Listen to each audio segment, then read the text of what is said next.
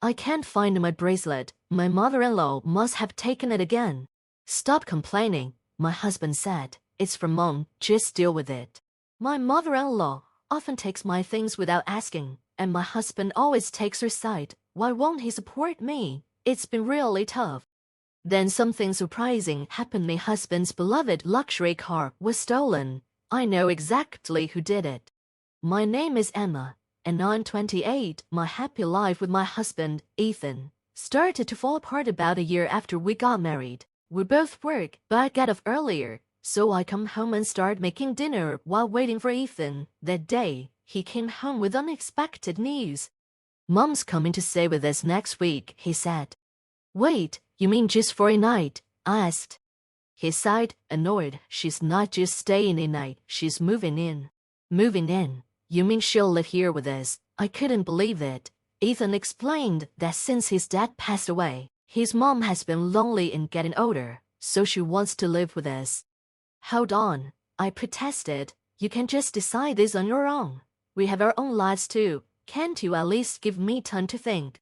But Ethan just brushed it off, saying, It's fine. Mom wants to feel secure, that's all. I understood that she might feel lonely, but he made this huge decision without even telling me first. Couldn't you at least have discussed it with me? I asked. Why do I need to report everything to you? She's my mom, he said. That's the point, I replied. She's your mom, not mine. I'll have to make all kinds of changes in my own home. Why are you so upset? It's already decided, deal with it. With that, he left the room, leaving me behind, frustrated. How could he make such a big decision about our home without consulting me? And now I'd have to handle everything alone, because Ethan doesn't help around the house at all. To him, it's no big deal, she's just his mom. We tried talking it over several times, but all my husband says is, it's already been decided, shutting down the conversation. Sure enough, the next week, his mom showed up at our house, just like he planned. If my mother-in-law were easy to get along with, I wouldn't be so against living together, but every time I see her, she makes rude comments and tries to put me down. That's why I've always avoided visiting her, unless I absolutely had to. And now, suddenly, I'm supposed to live with her. As I expected, my mother-in-law started making rude remarks on her very first day. Emma, didn't you know I was coming today? There's trash in the corner of the room. I'm sorry, I was working today, so I didn't have time to clean, I replied. Excuses, she scoffed. Couldn't you have cleaned up after work? But then I wouldn't have time to make dinner. Oh, stop talking bad. How do you even manage to be Ethan's wife? Be more efficient, she snapped. I apologized, feeling exhausted already. She'd been in our home for only 10 minutes, and I was already worried about what was coming. From that day on, my mother-in-law's controlling behavior got worse, and I felt constantly stressed. One day, I came home from work, and she greeted me with a big smile, saying, Welcome home. It was unusual, and it felt creepy. Then I noticed something shiny around her neck. Wait a minute, the necklace looked like one of mine. Feeling uneasy, I rushed to my room and checked my jewelry box. My suspicion was right, my necklace was missing. I quickly went to the living room, where my mother-in-law was sitting comfortably. That necklace you're wearing, it's mine, isn't it? I confronted her. Oh, you finally noticed, my mother-in-law said with a shameless smile. It suits me, don't you think? I couldn't believe her response. What are you talking about? Stop using my stuff without permission. What's the big deal? She replied. It's not like it's going to get used up or anything. That's not the point, I said, frustrated. Stop complaining and get dinner ready. Ethan will be home soon. Even while I was cooking, she kept interfering, making my stress levels rise.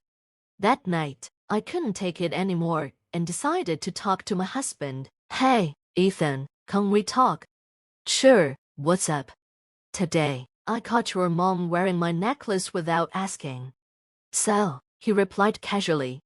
Don't you get it? She went into my room, opened my jewelry box, and basically stole it. Stole it? Isn't that a bit much? He said, brushing it off. How am I exaggerating? I asked, feeling angry. Calm down. I'm sure Mom didn't mean any harm, he replied, clearly siding with her. I held back my frustration. So, you think it's okay to go into someone's room and take their stuff without permission? A normal person would at least say sorry. Well, Mom just saw something nice and took it, he said. That's not the point, Ethan. You need to talk to her. Me? Why me? He asked. Because she doesn't respect me, and telling her off won't change anything. You, her son, need to do it. Fine, I'll handle it, he said, but I could tell he didn't take it seriously. By the next day, he still hadn't talked to her. I gave him a few dirty looks, but he just ignored it.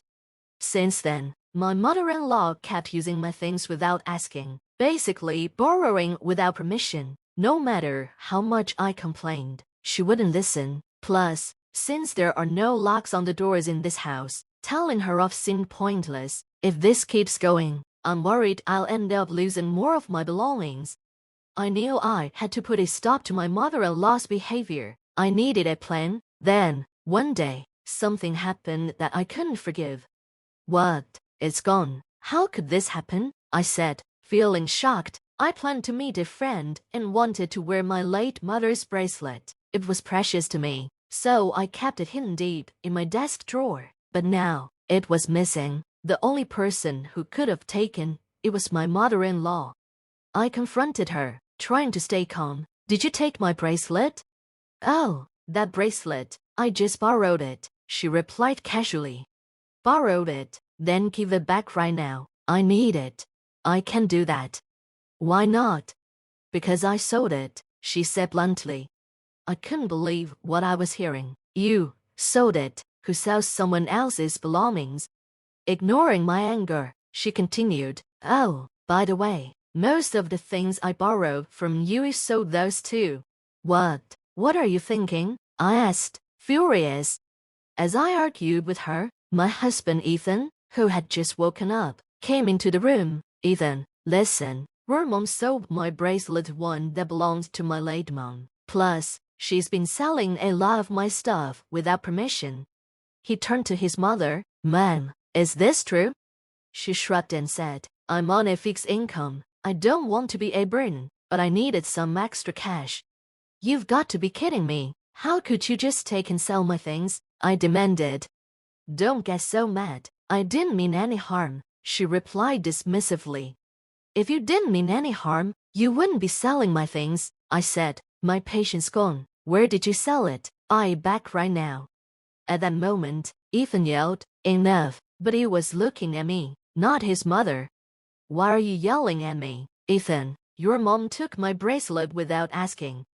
Be quiet, I did it for Mom. Stop complaining. For her? Are you serious? Why should I give up my treasured belongings for her? Because it makes her happy. She's your mother-in-law. Show some respect and do as you're told, he said coldly. That was it. I couldn't take it anymore, and it his mother stealing and not even siding with her. That's it. If you're not going to return it, let's get a divorce, I said, my voice firm. Quit joking about divorce, he replied, shocked. I'm not joking. I am dead serious, I replied. Fine, whatever. I'll get the divorce papers today. Good, if that's how you want it. I have no problem with it. As we argued, I caught a glimpse of satisfaction on my mother-in-law's face. She never liked me, and it seemed like her goal had been to push me out of the house, leaving her and her son to live there alone. That night, my husband handed me the filled-out divorce papers. I signed them, then started packing my things. I decided to wait for the right moment to leave. The next day, during a break at work, I checked my phone and saw several missed calls from my sister, Sophia, who lived nearby. Something must have happened. I called her back, and she dropped a bombshell. Wait, Sophie, ain't that true? I asked, stunned. Yes, no doubt about it. It's not something you'd miss around here, she said. I took a photo. I'll send it to you so you can see for yourself. Okay, thanks. I'll check it. A moment later, a photo came through. It was undeniable evidence that could ruin my mother-in-law. Later that evening, While I was calmly preparing dinner, Ethan burst into the kitchen looking frantic. Emma, this is serious. What happened? My caramel-priced carrot's missing. Wow, that does sound serious, I replied, keeping my tone neutral. Come on, why are you so indifferent? You know how much that car means to me. I do. It's the car you've dreamed about since before we were married, and you finally managed to buy it last year, right? Exactly. So show some concern, we're still paying off the loan. Where could it have gone? Don't tell me, Emma. Did you take it? Of course not. I have my own car, and I know you'd be furious if I took yours without asking. Then where is it? He demanded.